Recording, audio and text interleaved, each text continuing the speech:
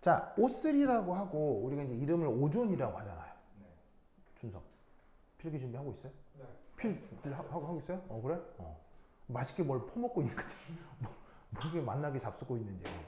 자, 요 오존의 루이스 구조 한번 그려볼게요. 알겠죠? 자, 그럼 루이스 구조 어떻게 그리냐면,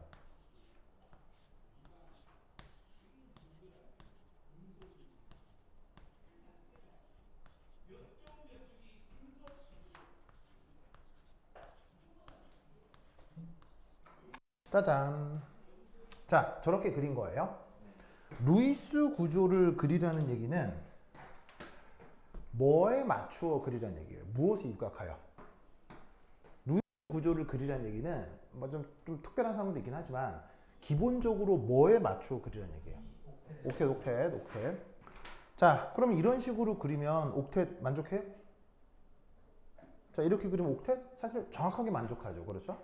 그래서 이렇게 그려놓고 나서 그럼 이제 딱 보면 아, 여기는 이중결합이고 여기는 단일결합이구나. 이런 생각을 해볼 수가 있잖아요. 그죠? 그러면 이유는 잘 모르겠어도 왠지 이중결합과 단일결합 중 어디가 더 결합력이 셀 것 같아요? 이쪽이 더 셀 것 같다 이런 말이죠. 무슨 말인지 알겠어요? 그래서 어떻게 되느냐? 결합력이 강할수록 보통 그 결합 길이 또한 길게 써요? 짧게 써요? 결합 길이가 짧을 것이다. 그래서 지금 그림을 어떻게 그려놨어요? 이쪽을 좀 길게, 이쪽을 좀 짧게. 무슨 말 알겠죠? 알겠죠? 그런데 이때 이 오존에 대해서 실제 구조 판단을 해보면 이쪽 결합하고 이쪽 결합이 어떻게 된다? 서로 뭐하죠? 실제로는 서로 어때요? 서로 동등하죠.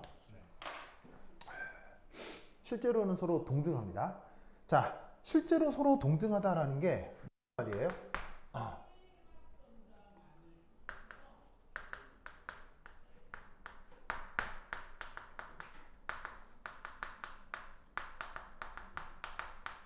자, 이 동등이라는 말은 그 일상생활에서 사용하는 동등이 아니라 화학의 전문 용어 동등입니다. 원래 어떤 말을 저렇게 번역한 걸까요? 이퀴벌런트. 정답! 어떻게 알아요? 정답. 동등은 뭘 번역한 말이냐면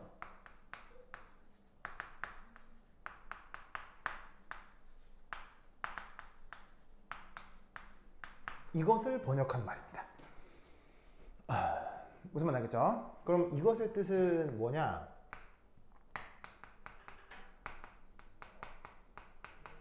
결합값, 결합 길이, 결합력, 완벽하게 같을 때를 얘기합니다. 그래서 어떤 화학 결합이 있는데 결합값, 결합 길이, 결합력 완벽하게 같을 경우를 chemically equivalent라고 하는 겁니다. 알겠죠? 그걸 우리말 번역 화학적으로 동등하다 이렇게 번역을 하는 거예요. 그러면 여기서 우리는 뭘 할 수 있냐면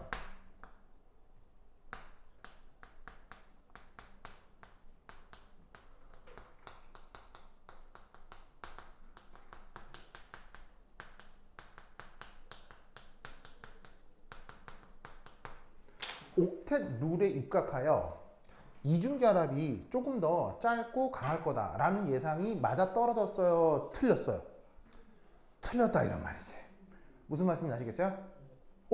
그러면 이런 반례가 있기 때문에 옥텟 룰과 루이스 구조는 틀린 거네? 틀린 거네? 뭐 엄밀히 얘기하면 틀린 거라고 볼 수 있죠. 하지만 반례만 있는 게 아니라 루이스 구조 옥텟 룰은 제대로 설명되는 애들도 많아요, 적어요. 사실 엄청 많거든요. 이럴 경우 사람들은 이런 상황을 어떻게 해결할까요? 이런 상황을 어떻게 해결할까요? 바로 사람들은 이런 상황을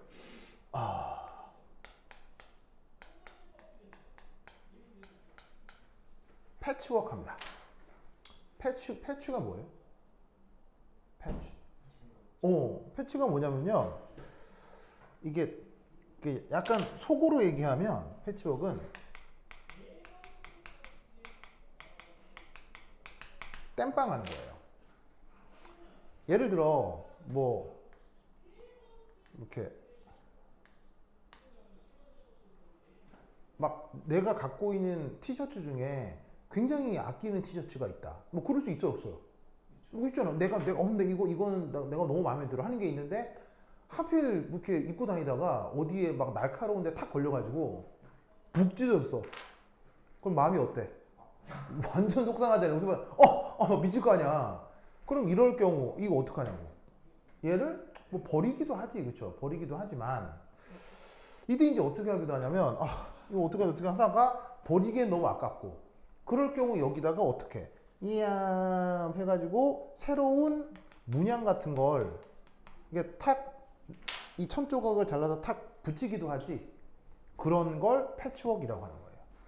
그래서 패치가 뭐냐면 이렇게 조그만 천 조가리를 원래 패치라고 하거든요. 그런 걸 딱 땜빵을 해가지고 기존의 것을 보완하는 이런 테크닉을 쓰는 거예요. 무슨 말인지 알겠어요?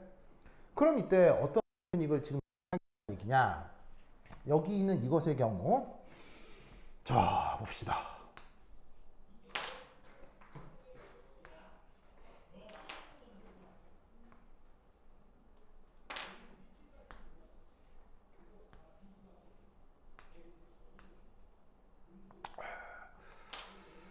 짜자자잔 말씀해주죠.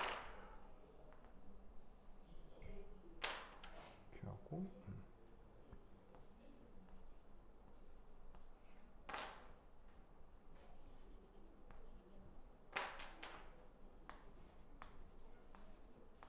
오케이.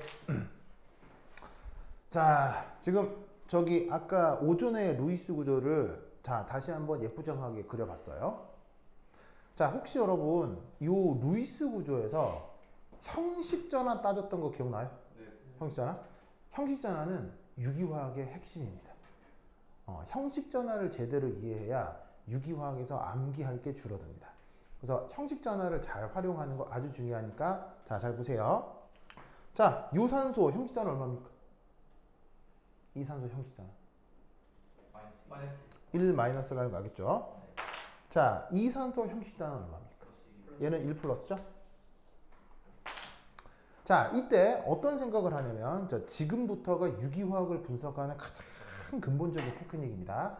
잘 보셔야 돼요. 자 우선 첫 번째 형식전화가 플러스이고 마이너스인 것으로 보아 우리는 어떤 생각을 해볼 수가 있냐면 상대적으로 여기가 전자가 좀 많나 보다. 자 이런 생각 해볼 수 있어요 없어요? 있죠. 그 다음 얘는 상대적으로 전자가 어떻다? 부족한가 보다. 이런 생각 해볼 수 있죠. 그럼 여러분 바람은 어디서 어디로 부나요? 바람은 고기압에서 저기압으로 불죠. 그러니까 이 세상 만물이 뭔가 가득 찬 곳에서 그렇지 않은 쪽으로 이동하는 경향성이 있죠. 그럼 그 경향성이 유기 반응에서는 적용될까요? 무관할까요? 당연히 똑같이 적용돼야 되겠죠. 그래서 어떤 생각을 하냐면 마치 고기압에서 저기압으로 바람이 불듯 전자가 많은 쪽에서 그렇지 않은 쪽으로 전자가 이압 이동한다. 이렇게 생각해 볼 수 있다는 얘기예요. 근데 이거는 어떻게 생각해도 좋으냐면 물리 시간에 쿨롱 인력 배웠죠. 쿨롱 인력은 플러스와 마이너스 사이에 뭐가 있다라고 얘기를 해줘요. 플러스와 마이너스 사이에는 무슨 힘이 작용해요? 정전기적 인력이 작용하죠. 그 인력 때문에 여기 있는 전자가 이동하려고 한다라고 생각해도 좋다 이런 얘기예요. 무슨 뜻인지 아시겠죠? 그러면 이때 어떻게 되느냐? 이 마이너스가 이 플러스로 이동을 해서 이 전자가 이 플러스엔터 가까이 가려고 한다 이런 얘기죠. 알겠죠? 그래서 여기에 있는 이 전자 이동은 뭐라고 생각하면 되냐면 풍부한 쪽에서 부족한 쪽으로 전자 이동을 생각해 보는 거예요. 그 다음 두 번째 유기화학은 무엇의 화학일까요? 유기화학이란 무엇의 화학일까요? 옥텟의 화학입니다. 알겠죠? 그래서 앞으로 유기화학을 배울 텐데 원래 유기화학은 그 맨 처음에 출발점이 뭐였었냐면요. 생물학을 연구하면서 나온 게 유기화학이에요. 그래서 생물학 여러 가지 물질들이 있고 특히나 분자 같은 것들이 있잖아요. 그래서 그런 거를 연구하려고 하다 보니까 유기화학을 영어로 뭐라고 해요? 유기화학을 영어로. 유기화학을 영어로 organic chemistry라고 한다고요. 그러면 organic을 그냥 고지고대로 번역하면 뭐예요? organic을 고지고대로 번역하면 유기체잖아요. 유기체. 즉 생유기체를 우리가 올게닉 혹은 올게니즘이라고 하잖아요. 무슨 말인지 알겠어요? 그러니까 원래 유기화학은 생물학을 연구하면서 나왔던 거예요. 그래서 생명현상과 관련된 화학 반응을 연구하려고 나왔었는데 19세기 말에 몰러라는 사람이 뭐를 합성하냐면 생물과 무관하게 요소를 합성해요. 그게 사실은 유기화학의 시작이거든요. 요소가 뭐임? 요소.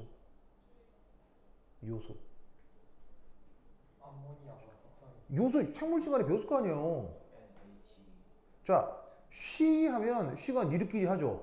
그리고 찌릉찌릉 냄새도 나죠. 그게 요소예요. 알겠어요? 그러니까 뭐 어렵게 얘기하면 몸에 뭐 단백질 대사하다가 뭐 암모니아 만들어지면 독성이 있으니까 바꾼 물질인데 아니면 그런 거 몰라도 누구나 쉬하면 찌릉찌릉 냄새 나잖아. 그 냄새를 내는 물질 걔가 요소라고 하겠어요? 근데 그 요소가 무조건 몸 속에서 만들어지는 줄 알았더니 몸 바깥에서 실험실에서 합성을 통해 만든 거예요. 어떤 학자가 최초로. 그래서 사람들이 깨닫죠. 올게닉 케미스트리는 올게닉 케미스트리인데 이거 바이오를 빼도 되겠구나. 원래는 생유기화학에서 시작한 거예요. 바이오에서. 뭔 말인지 알겠어요? 그런데 하다 보니까 바이오가 없어도 된다는 걸 아는 거예요. 알게 된 거예요. 그럼 여러분 모든 연구에서 바이오 들어가면 불편해져요, 편해져요? 바이오 들어가면 모든 연구가 쉬워져요, 어려워져요? 너무 어렵잖아요. 근데 이 바이오를 뺄 수 있다? 좋겠어, 나쁘겠어요? 얼씨구나 해가지고 만들어진 게 유기화학이에요. 무슨 말인지 알겠죠? 알겠어요? 그래서 지금의 유기화학은 생명현상과 완벽하게 무관하게 반응을 일으킬 수 있어요. 무슨 말인지 알겠죠? 그래서 유기화학의 개념이 확장됐는데 이게 확장되다 보니까 계속 연구 범위가 넓어질 거 아니에요. 그래서 요즘은 사실 유기화학은 생명현상을 거의 무관해져 버렸어요. 그래서 유기화학을 가장 폭넓게 정의하려고 하면 얘는 옥텟의 화학이다 라고 생각해 주면 좋겠어요. 아시겠죠? 그러면 모든 화학 반응에서 옥텟이 만족하나요? 절대 그렇지 않겠죠. 그럼 옥텟과 무관하게 진행되는 반응도 있겠죠. 그럼 그건 뭐라고 얘기해 주면 되겠어요? 그게 이norganic chemistry예요. 무기화학. 그래서 무기화학은 비옥텟의 화학이다라고 생각해도 좋아요. 물론 옥텟이냐 비옥텟이냐는 경계가 명확할까요? 사실 또 두루뭉실할까요? 두루뭉실하기 때문에 유기, 무기도 살짝 겹치는 부분들이 있어요. 있으나 대강 이렇게 번역하면 생각하면 좋아요. 근데 내가 이걸 왜 강조하냐면 앞으로 이게 발목 잡을 거거든. 옥텟 다 할 것 같지? 근데 그 옥텟을 정교하게 깎아내면 기가 막힌 것까지 다 설명할 수 있어요. 그래서 그거를 이제 차근차근 보게 될 거란 얘기죠. 아시겠죠? 그러면 여러분 여기서 전자가 많은 쪽에서 부족한 쪽으로 갔지. 하지만 유기화학은 뭐라고요? 옥텟의 화학이라고 했죠. 그러면 무조건 산소는 뭘 만족해야 돼? 산소 뭘 만족해야 돼? 뭘 만족해야 돼요? 옥텟을 만족해야 되죠? 그래서 어떻게 하느냐? 여기 있었던 요 전자 있죠? 얘가 이쪽으로 밀려나는 거예요. 뭐 하기 위해서? 4옥텟. 자, 무슨 말이냐면 현재 이 상태에서 옥텟 만족해요, 안 해요? 얘 만족해요? 하잖아요. 옥텟 만족해요, 안 해요? 이 상태에서 해요, 안 해요? 하잖아요. 옥텟 만족해요, 안 해요? 하잖아요. 계속 옥텟 만족해야 돼요. 그러면 옥텟 만족 하는데 이 전자가 이리 이동했다고 쳐요. 옥텟 만족하겠어요? 만족 못하겠어요? 만족 못하죠. 그래 이 전자가 한다. 그 생각하면 되는 거예요. 알겠어요?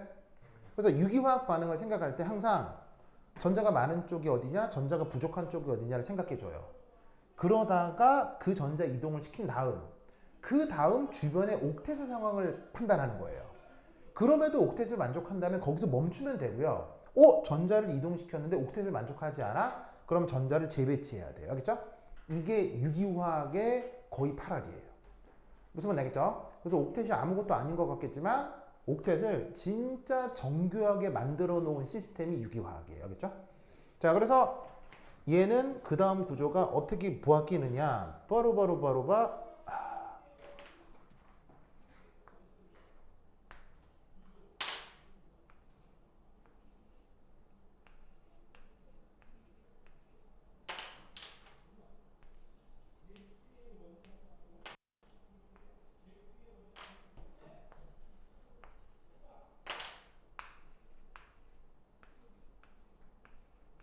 짜자자잔.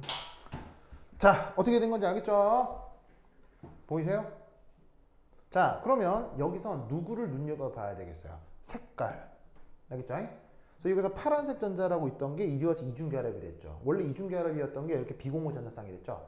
전자의 색깔을 보고 전자가 어디로 어떻게 움직였는지 생각해 보자는 얘기예요. 꼭 기억해야 되겠죠? 자, 이때도 뭘 따져볼 수 있느냐? 형식전화를 따져볼 수 있어요. 얘 형식전화 얼마? 마이너스 1이죠? 다시 형식전화 얼마? 1 플러스죠? 맞습니까? 그러면 여기서 어떻게 되느냐? 여기 있는 이 전자가 다시 마이너스네? 플러스네? 다시 이동할 수 있어요. 그러면 전자를 받아들인 얘가 옥텟을 또 만족해야 되겠죠. 그래서 얘를 다시 뱉어내는 거예요. 그러면 이 그림은 다시 뭐로 바뀌는 거예요? 이렇게 바뀌겠죠.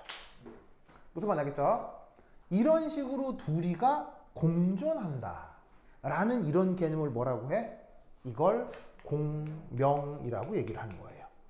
무슨 말 알겠죠? 이 공명을 원래 표현은 뭐라고 한다? 레조넌스라고 합니다. 무슨 말 알겠죠? 자, 그러면 여기서 사실은 이런 건 유기화학자들이 매우 많이 실수를 하는 건데 공명구조란 실제 존재하는 걸까요? 공명구조는 실제 존재하는 걸까요? 공명구조는 실제 존재하는지 아닌지 아무도 모릅니다. 그리고 사실은 이 공명구조적 설명은 물리학적인 근거가 있을까요? 없을까요? 공명구조는 물리학적 근거가 없다 못해 물리학적으로 틀린 설명입니다. 왜죠? 이건 물리학적으로 틀린 설명입니다. 왜죠? 바로 혹시 물리 시간에 불확정성의 원리라는 말 들어본 적 있어요? 오비탈 얘기하면서? 불확정성의 원리가 뭐냐면 전자처럼 조그만 입자는 명확하게 어디 있다 없다 얘기할 수 있어요 없어요? 얘기할 수 없습니다. 그리고 전자처럼 조그만 입자는 어디로 움직이는지 어떻게 되는지 알 수 있다 없다? 알아낼 방법이 없습니다. 그래서 그걸 하이젠베르그라는 사람이 불확정성의 원리로 노벨상을 받죠. 그런데 지금 잘 봐요. 여기 있는 전자가 움직여 라고 말하는 순간 뭘 위배하는 거예요? 불확정성의 원리를 싹 다 위배하는 거기 때문에 이건 사실 물리적 근거가 없다 못해 물리학적으로 틀린 설명입니다. 그래서 이 설명을 물리학자한테 얘기하잖아요. 물리학자들은 혼돈에 휩싸입니다. 이거 뭐 이런 말도 안 되는 얘기를 하는 거야. 무슨 말 되겠죠? 그런데 이런 설명으로 뭘 만들어내는 겁니까? 이런 거대한 인류의 물질 문명을 만들어내는 거예요. 그러니까 이 옥텟을 통한 설명이 물리학적으로는 싹 다 거짓말이라고 할 수 있는데 거짓말도 정교하게 하다 보면 뭔가를 이상한 것들을 설명하게 되는 거예요. 그렇게 만들어진 전체를 유기화학이라고 해요. 그래서 유기화학에서는 항상 뭐 옥텟을 생각해야 됩니다. 알겠죠? 이 생각을 안 하면 유기화학을 너무 많이 암기해야 돼요. 그래서 이 생각을 꾹꾹 기억해 두시기 바랍니다. 알겠죠? 자, 이때 이렇게 합니다. 첫 번째 1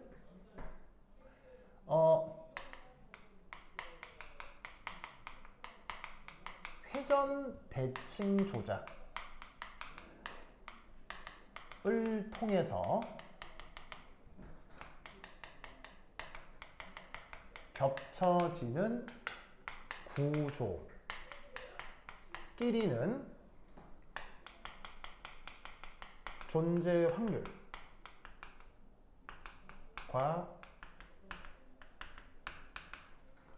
역학적 에너지 상태가 같습니다.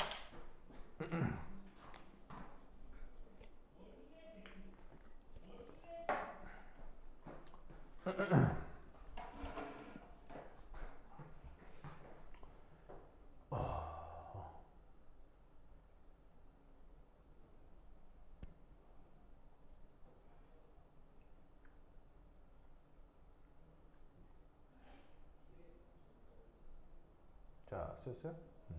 썼어요? 자, 이 뭔 말이냐?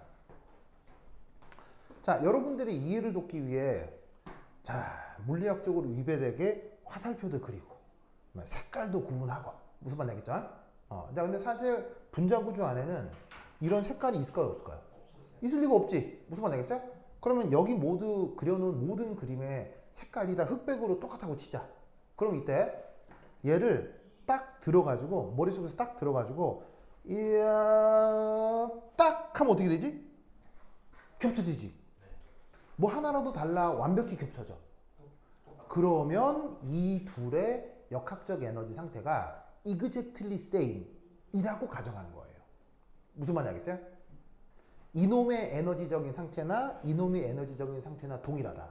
그러면 이 세상의 얘 둘은 다른 확률로 나타나겠어요? 똑같은 확률로 나타나겠어요? 똑같은 확률로 나타난다고 생각하는 거예요. 그럼 여러분 이 설명 생각해보니 되게 이상해요. 좀 그럴듯하긴 해요. 그럴듯하지 않아요? 겹쳐지니까요. 겹쳐지는 것에 대해서 차이가 있다라고 얘기할 수는 없잖아요. 그런데 놀랍게도 이 생각은 수학적으로 증명할 수 있다 없다? 없습니다. 수학의 공리 같은 겁니다. 물리학자들이 항상 가정하는 것입니다. 그래서 지금 여기서 공명구조에서 뿐만 아니라 그냥 자연계에 존재하는 모든 구조 혹은 수학적인 모델링을 삼을 때도 수학자들과 물리학자들은 이 생각을 공리처럼 합니다. 무슨 말인지 알겠죠? 그러면 이 말은 무슨 말이냐? 요거 몇 퍼센트로 존재할 수 있다는 얘기예요. 50%의 확률로 나타난다는 얘기예요. 요 또한 50%의 확률로 나타난다는 얘기예요. 그래서 나타나는 개념이 뭐냐면 평균 결합 차수를 고려하게 되는 거예요.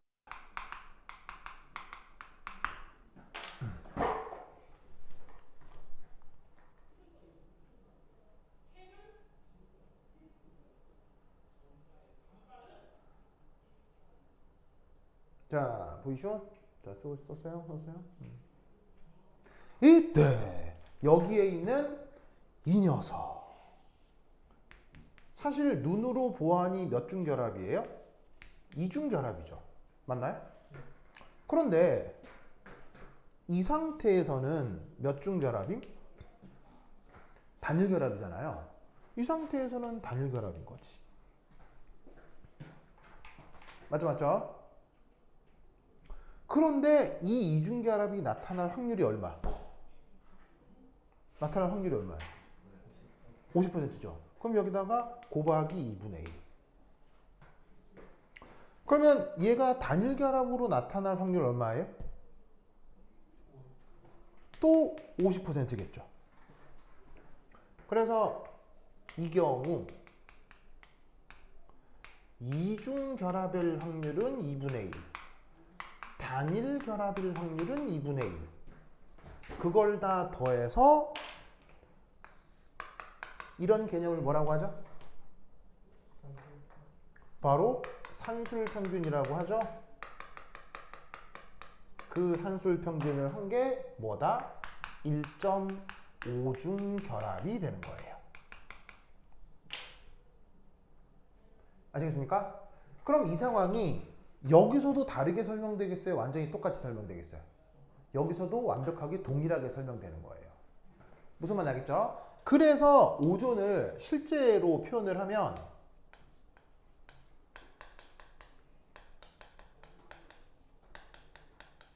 자, 오존 그리고 짝대기 그린 다음에 요렇게 이중결합이 분산되면서 여기도 동일한 1.5중 결합이다 라고 말을 만들어 붙이는 거예요. 무슨 뜻인지 아시겠죠? 그래서 사람이 이렇게 생긴 놈을 50%의 확률로 관찰하고 얘 역시 50%의 확률로 관찰을 해서 이게 뒤섞여 가지고는 사람에게 이런 식으로 관찰이 되는 거다라고 말을 만들어 붙이는 거예요. 무슨 말인지 알겠죠? 요런 설명을 우리가 공명구조 설명이라고 하는 거지. 됐죠? 요 논리를 꼭 기억해두시기 바랍니다. 오케이, 됐다. 다 썼어요? 다 썼죠? 자, 그런데 자, 여기 위에 줄게요. 여기 줄게요. 줄게요. 자, 이제 여기서부터 또 억수로 중요합니다. 알겠어요? 억수로 중요합니다. 자, 위에 줄게요.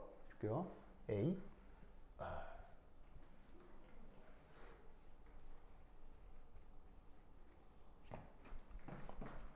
자, 3. 이거에 유기구조에 대한 거의 모든 설명을 이걸로 할 수 있어요. 굉장히 중요한 테크닉입니다. 근데 지금 설명드릴 건 이게 어떤 화학책에도 설명하지 않습니다. 그래서 얘는 전문 용어가 없지만 자, 한번 살펴보죠. 세 번째 할 얘기는 뭐냐면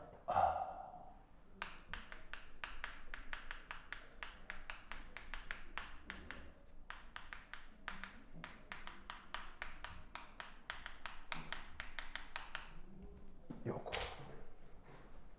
어찌하면 공명구조를 옳게 그릴 수 있느냐. 이게 또 유기분자의 반응성을 분석하는 가장 핵심 중의 핵심입니다. 이거죠? 그렇죠? 자, 첫 번째 1. 공명구조에서는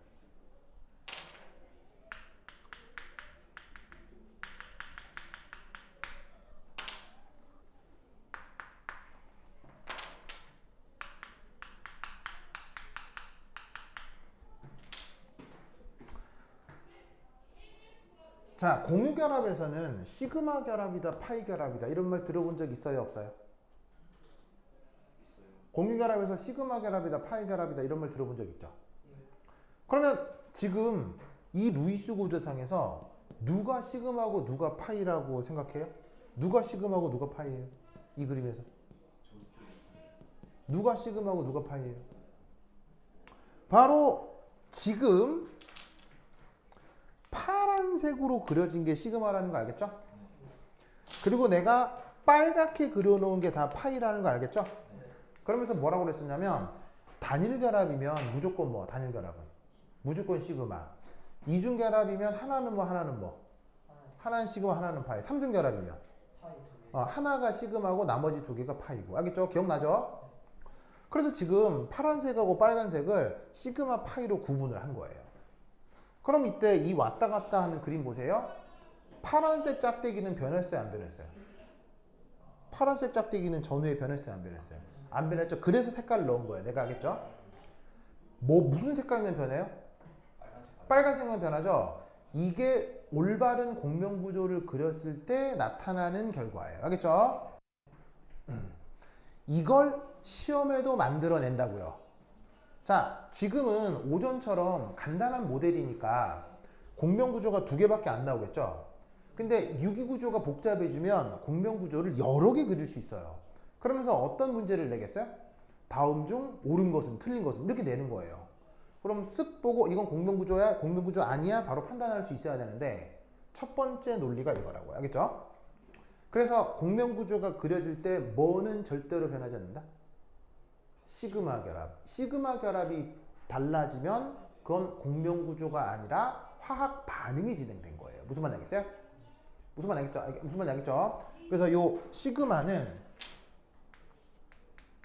오직 화학 반응이 일어나야 바꿀 수 있습니다.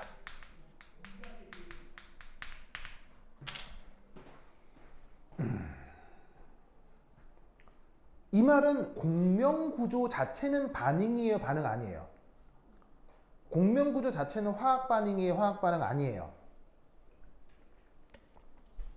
공명구조 자체는 화학 반응이에요, 화학 반응 아니에요? 화학 반응 아니라 무엇에 대한 패치워크예요? 무엇에 대한?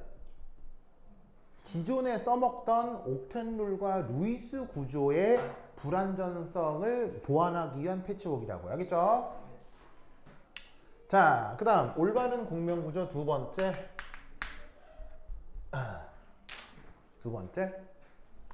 이거 발견할 수 있을까? 이 간단한 이 두 구조에 공통점이 있는데 이거 발견할 수 있을까?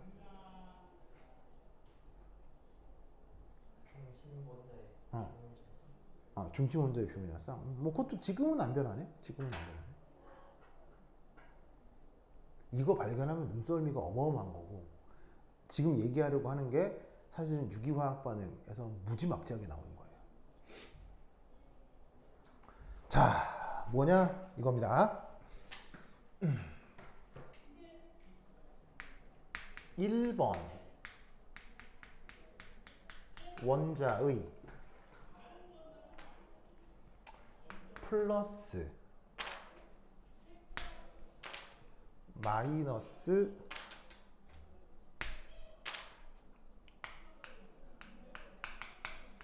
레디컬. 자, 플러스는 이런 플러스를 얘기하는 겁니다. 알겠어요? 이 플러스를 얘기하는 거고 마이너스는 이런 마이너스를 얘기하는 겁니다. 알겠죠? 자, 혹여 레디컬은 무슨 말일까요? 레디컬이란 말 기억해요? 유기화학 반응에서는 레디컬 반응이라고 하는 것도 있거든요. 자, 레디컬은 뭘 얘기하는 거예요? 쿨전자 화학종을 얘기하는 거예요.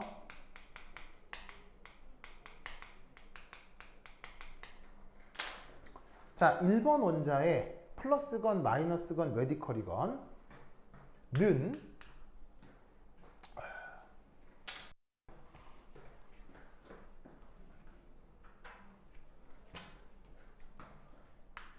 이 3번의 파이 결합을 따라 반드시 3번으로 이동한다. 자, 쓰시고 뭔 말인지 말씀드리겠습니다.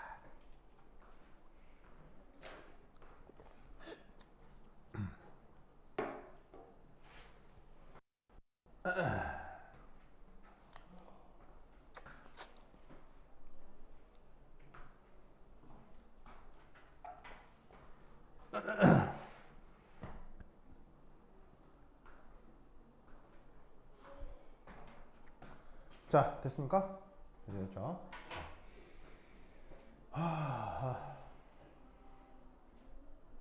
자, 이게 뭔 말이냐면 저번 시간에는 뭘 했었냐면 유기분자 구조에 대한 이름 붙이기를 했었거든요. 노멘클레이처라고 또 유기화학에서 엄청나게 중요한 부분이니까 그 여기에 나와 있는 지금 1번, 2번, 3번 이런 게 그 유기분자 이름 붙이기 할 때 1, 2, 3번과 관계가 있다고 생각해도 돼요. 그래서 준석이는 저번 주 강의 좀 봐요. 알겠죠? 이번에 꼭 나와요. 그거 꼭 나와요. 자, 그럼 여기서 1번, 2번, 3번 뭘 얘기한 거냐면 순차적으로 붙어 있는 지금은 원자, 산소, 산소 3개의 원자가 있죠. 이때 편의상 얘를 1번이라고 해봅시다. 그러면 둘 중에 누구를 2번이라고 할까요? 뭐 얘 1번, 얘 2번이라고 할까요? 얘 2번, 얘 3번이 되는 거지. 뭔 말인지 알겠어요? 그럼 자 봅시다. 지금 마이너스가 몇 번에 있어요? 1번에 있죠. 파이 결합이 몇 번에 걸쳐 있어요? 2, 3번에 걸쳐 있죠. 그러면 결론적으로 마이너스가 몇 번으로 가냐고요? 3번. 그 얘기를 한 거예요. 무슨 말인지 알겠어요? 그런데 이게 우연이냐? 아닙니다.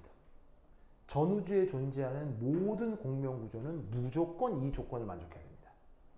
즉, 뭔 말이냐면 이 마이너스는 죽었다 깨나도 여기가 없습니다. 절대 안 됩니다. 무슨 말인지 알겠어요? 무조건 얘는 1이만 옮겨져야 됩니다. 무엇을 만족하려면? 옥텟을 만족하려면. 알겠죠? 그게 공명구조에서 반드시 지켜져야 되는 조건입니다. 옥텐 룰을 생각하면 당연한 건데 저 당연한 생각을 하면 유기화학 반응 분석이 굉장히 편해지고 저 생각을 안 하면 유기화학 반응 분석을 매우 외워야 합니다. 무슨 말 알겠죠? 그래서 저 생각을 끄끄 기억해 두세요. 그러면 이건 거꾸로 생각해도 마찬가지입니다. 이제 얘를 다시 몇 번이라고 할까요? 1번. 그럼 얘는 몇 번? 2번. 얘는 몇 번? 3번. 파이 결합이 어디에 걸쳐 있어요? 2, 3변에 있죠? 이게 어디로 가요? 무조건 3번으로 가요. 무슨 말인지 알겠죠? 알겠어요? 그래서 이 아이디어를 공명구조 속에서 반드시 기억해 주시기 바란다. 이런 말이죠. 아시겠죠? 자, 여기에 썼어요? 네. 썼죠? 자, 그렇다면 자, 그렇다면 이때 자, 다 썼죠? 지웁니다. 지운다. 에이.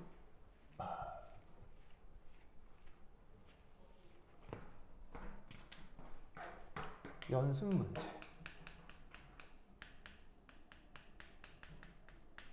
다음 중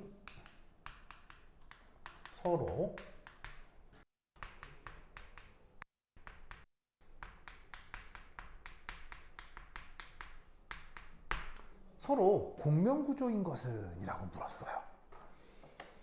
자, 그럼 어떻게 될 거냐? 첫 번째 1. 자, 이건 그 미트리트 기출이에요. 미트리트 기출에 이게 나왔어요. 자, 그럼 여러분이 맞출 수 있나 모르겠는데. 첫 번째 1.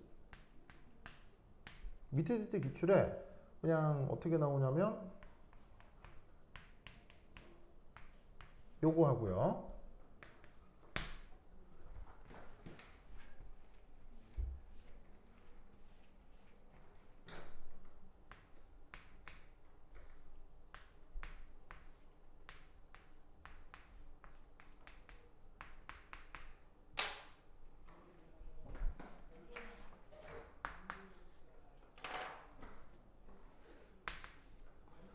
좋아. 이렇게. 자, 저 둘은 공명구조인가요?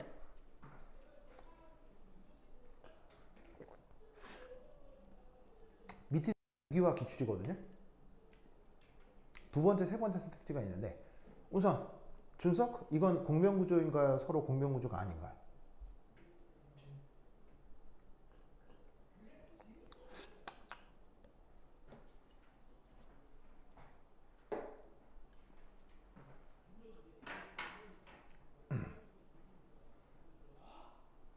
자, 공명구조인가요? 공명구조 아닌가요?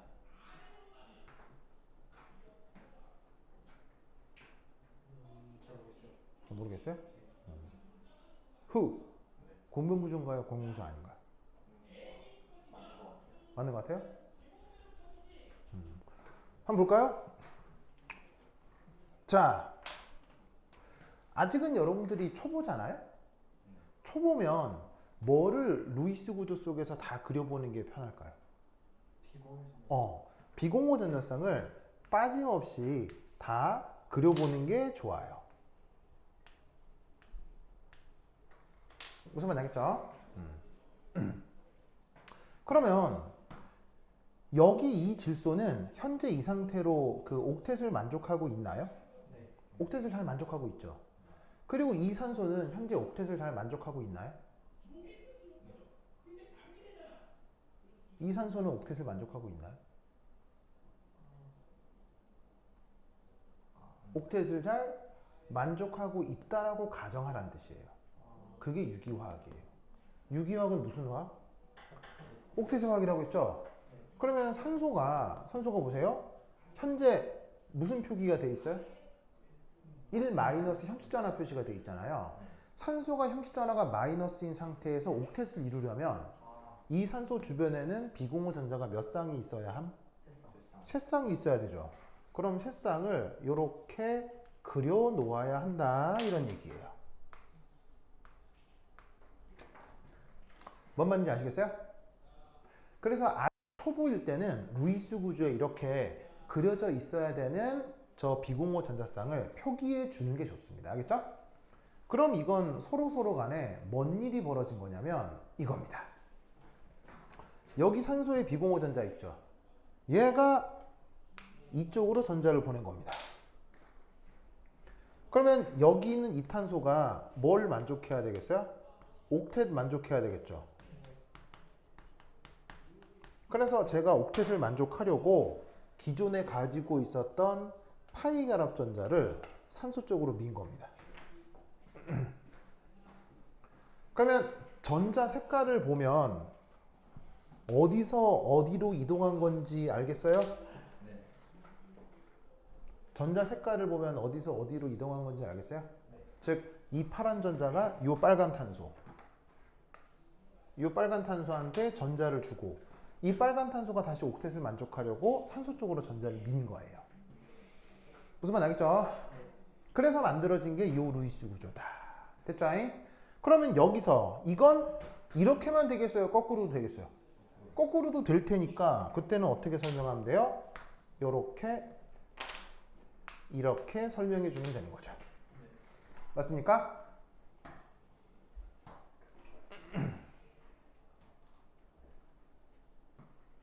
아시겠죠? 준석 오케이? 네.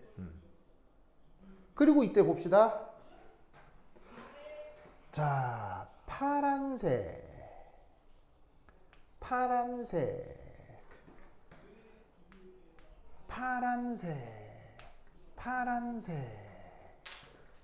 무슨 결합이에요? 파란색으로 그린 거.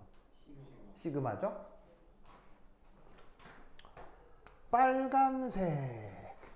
빨간색. 뭐게? 파이겠죠? 그럼 잘 봐요. 산소, 탄소, 질소 사이에 시그마 변했어요? 안 변했어요? 안 변했죠? 뭐만 변했어요? 파이 결합만 위치가 변했죠? 그럼 얘는 얘는 공명구조 맞아요? 아니에요? 정확한 공명구조다. 알겠죠? 아시겠습니까? 그런데 지금 잘 보면 아까 1, 2, 3번 어쩌고 저쩌고 했었잖아요.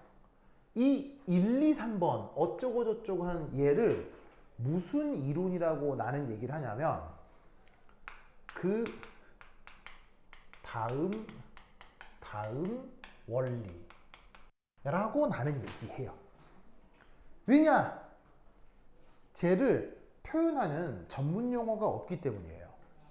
너무너무 당연한 내용인데 전 세계 유기화학 책 어디도 저걸 설명하지 않아요. 내 생각엔 너무 당연한 얘기인 것 같은데 근데 너무 당연한 것도 머릿속에 인식을 하는 것과 인식하지 않는 건 같은 문제예요? 다른 문제예요? 너무 다른 문제죠. 저 생각을 인식하고 있다면 그 인식에 이름을 붙여야 할 텐데 이름이 딱히 없어서 내가 저렇게 이름을 붙인 거예요. 왜 그 다음이냐? 자, 아까 이 1번의 음전화가 무조건 어디로 가야 된다고 했어요? 2, 3번의 파이 결합을 따라 3번으로 가야 된다고 했죠. 그래서 공명구조가 일어나면 이 음전화가 그 다음 자를 움직인다 라는 뜻으로 내가 만든 말이에요. 무슨 말인지 알겠죠? 그러면 여기서도 그 다음 원리가 나타나야 되겠죠? 뭔 말인지 알겠어요? 그런데 놀랍게도 여기서는 좀 독특하게 나타나는 것이 이 질소의 형식자는 얼마예요? 이 질소의 형식자는 얼마예요? 0이죠. 이 산소의 형식자는 얼마예요? 0이죠. 그럴 경우는 여기에 전하가 그 다음 자리에 제공이 되면 이런 식의 전하 분리가 일어날 수 있어요. 원래 여기에 전하가 있었다면 그 전하가 고스란히 전달이 되지만 이 상태에선 정기적으로 중성이잖아요. 그럴 경우는 전하가 옮겨가는 게 아니라 전하 분리가 일어날 수 있어요. 알겠죠? 어쨌건 시그마 결합 불변에 파이 결합만 변하고 있기 때문에 이것은 뭐다? 공명구조가 옳다. 뭔말 알겠죠? 알겠죠? 그 다음 자 여기 씌울게요. 씌운다. 두 번째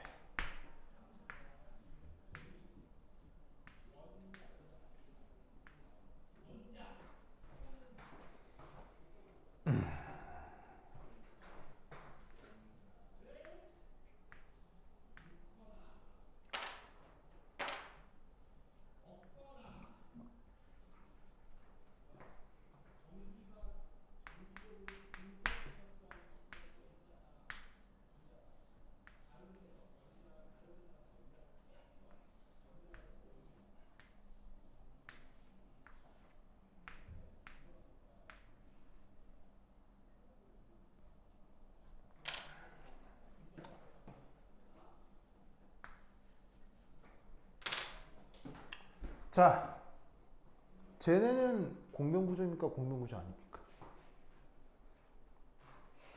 이게 이제 이런 식으로 문제가 나온다는 얘기예요. 준석, 이 둘은 공명입니까? 공명구조 아닙니까?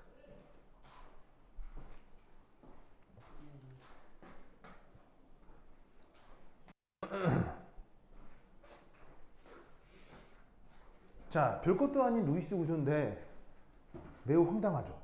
이 뭐야 싶을 거 아니에요. Who? 이들은 공명구조입니까? 공명구조 아닙니까?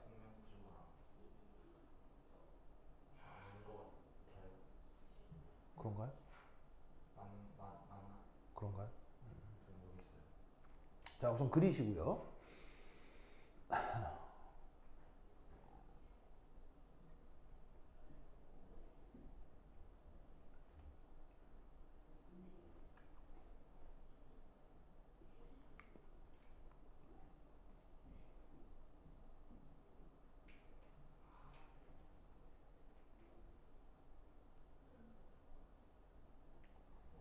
아이고.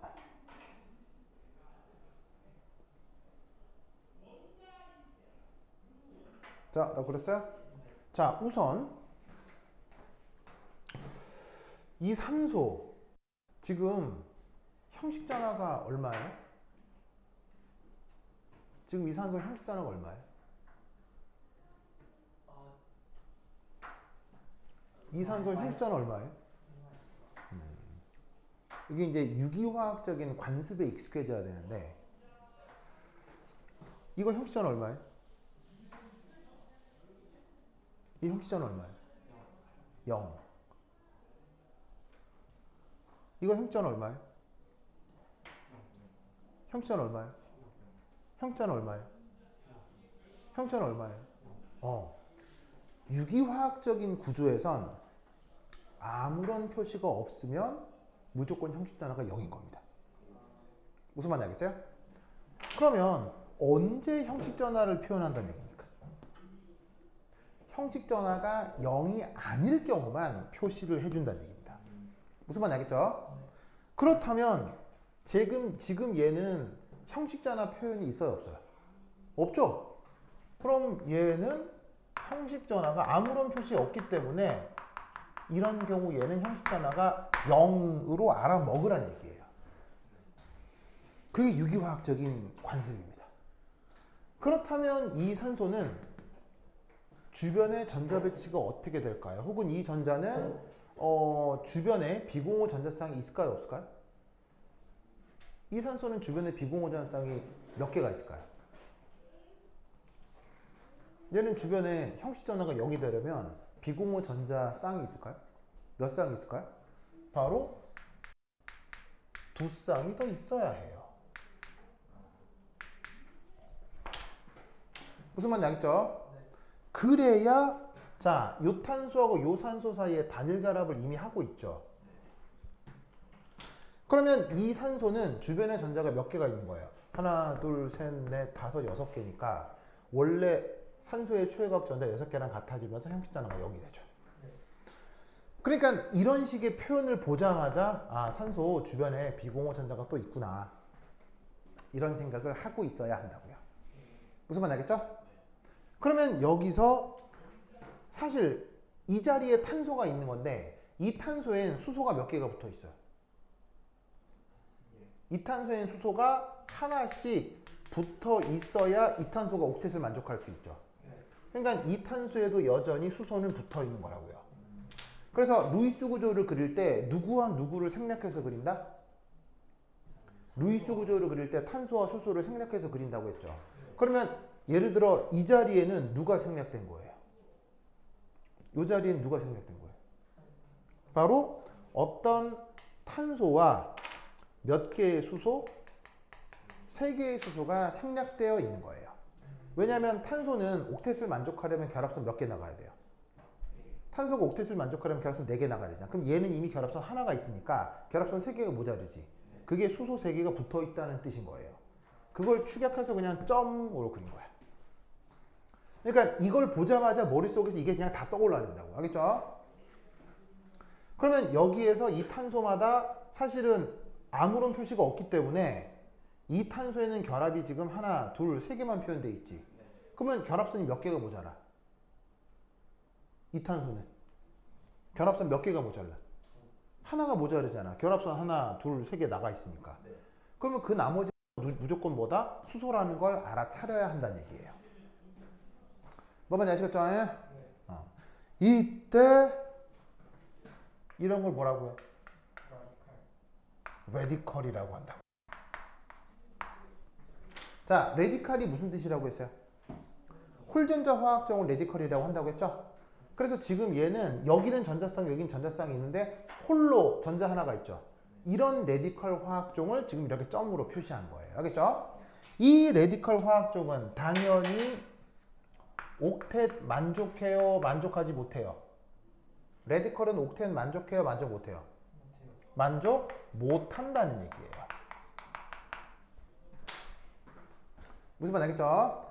이렇게 옥텟을 만족하지 못하는 레디컬 구조를 유기화학에서 묻기도 합니다.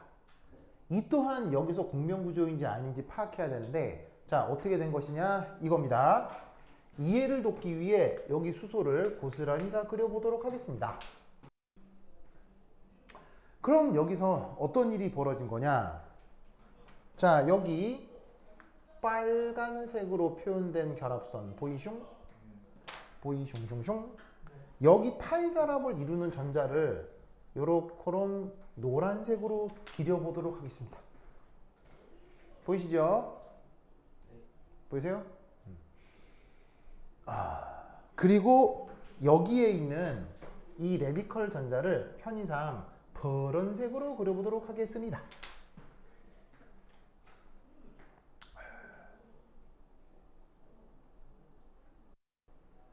됐죠?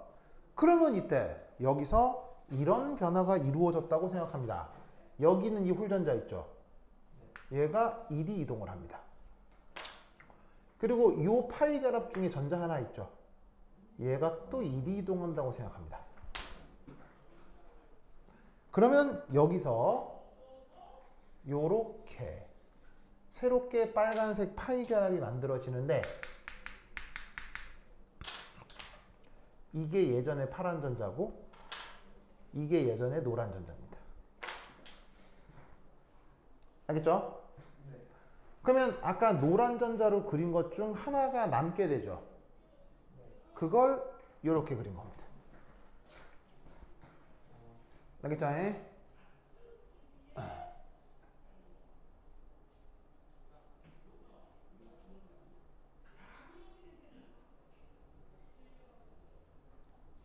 이해하셨어요? 됐죠? 자, 여기서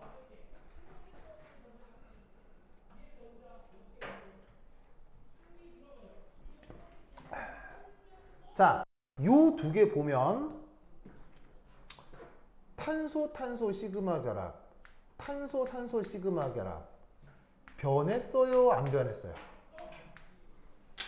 파란색으로 그린 거 변했어요? 안 변했어요? 안 변했죠? 뭐만 변했어요? 파이 결합만 변했죠? 공명구조 맞아요? 아니에요? 맞다, 이런 말이에요. 뭔 말인지 아시겠죠?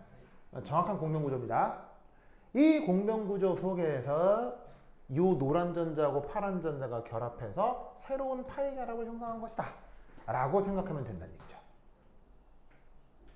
이해하셨습니까? 됐죠, 됐죠? 그래서 얘는 전형적인 무슨 결합? 전형적인 공명구조인데, 이 공명구조를 어떻게 파악해 볼 수 있느냐?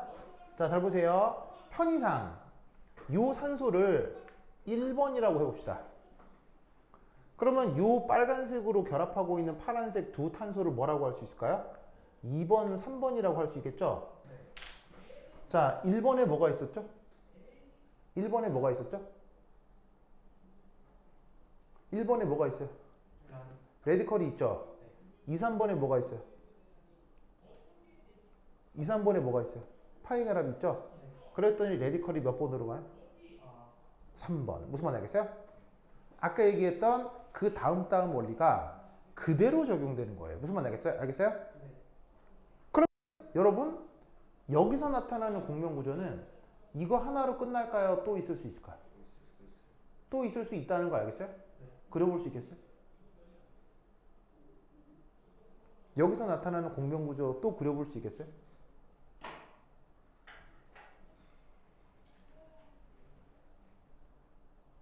지금 혼미한 지구야? 여기서 나타나는 공명 구조 그려볼 수 있겠어요? 준석 그려볼 수 있겠어요? 못 그려요? 못 그리긴 뭘.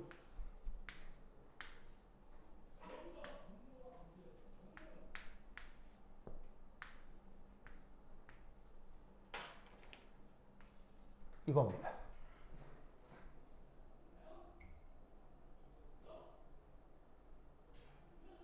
준석 오케이? 이해했어요? 이제 이걸 새롭게 1번이라고 생각하면 되잖아요. 그럼 얘가 몇 번? 얘를 2번, 얘 몇 번? 3번. 그럼 1번의 레디컬을 몇 번으로 보내요? 3번으로 보내는 거예요. 그래서 얘를 이렇게 공명구조를 그린 거예요. 그럼 하나 더 그려진다는 거 알겠어요?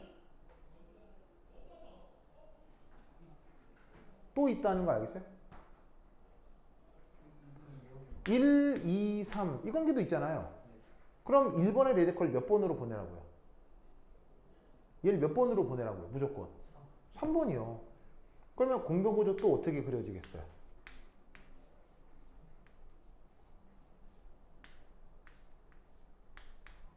요렇게 그려지는 거예요. 무슨 말 알겠어요? 그래서 지금 칠판에 그림이 4개 그려져 있잖아요. 이 4개는 다 서로 뭐다? 공명구조예요. 뭔 말인지 알겠죠? 그래서 지금 요 2개가 공명구조냐인 걸 물었잖아요. 근데 나 같으면 이렇게 안 된다고. 나 같으면 어떻게 되겠어요? 얘하고 얘를 비교시키는 거예요. 이거하고 이거 공명구조냐? 이렇게 얘기를 하는 거예요.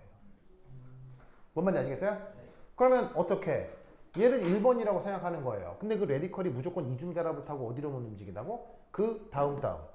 즉 무조건 레디컬이 3번에서만 나타나야 돼요.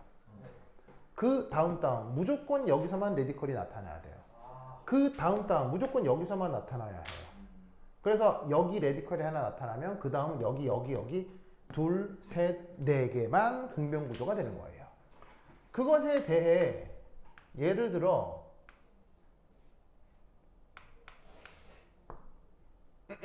예를 들어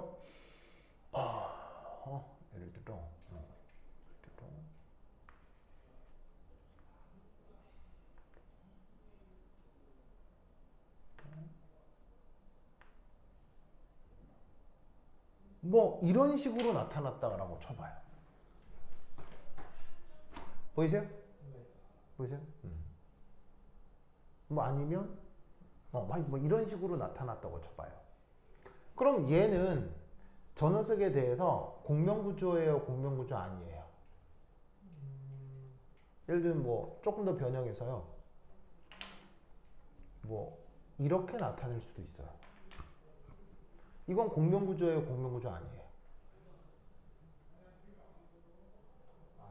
얘는 공명구조예요, 공명구조 아니에요? 공명구조 절대로 아니라고요. 왜 아니면 여기서 그 다음 자리는 어디예요? 무조건 여기죠. 그 다음 자리는 어디예요? 무조건 여기죠.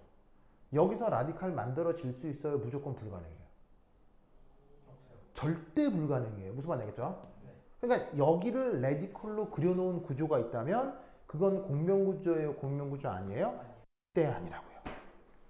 무슨 말 알겠죠? 그걸 판단할 때 하나하나 그려서 판단할 수도 있지만 말씀드린 그 다음 원리를 활용하면 조금 더 빨리 찾아낼 수 있어요. 무슨 말 알겠죠? 알겠죠? 그래서 이런 위치에서만 지금 레디컬이 나타날 수 있다라는 걸 금세 파악하면 된다 이런 말입니다. 됐죠? 그 다음 요거 하나만 하고 계셨다고 하겠습니다. 세 번째. 자, 세 번째는 좀 크네요, 분자가.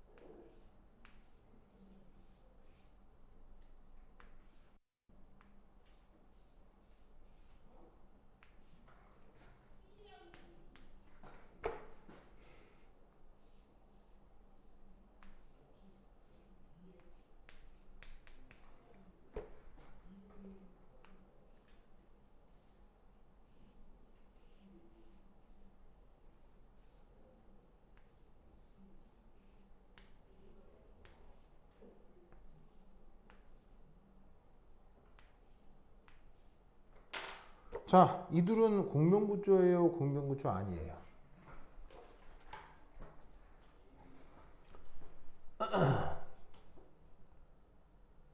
해보면 이중결합이 이렇게 있다가 이중결합 이렇게 넘어갔죠. 이 둘은 공명구조예요, 공명구조 아니에요? 맞나?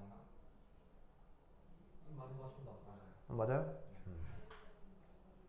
자, 이 둘은 공명구조 절대 아닙니다.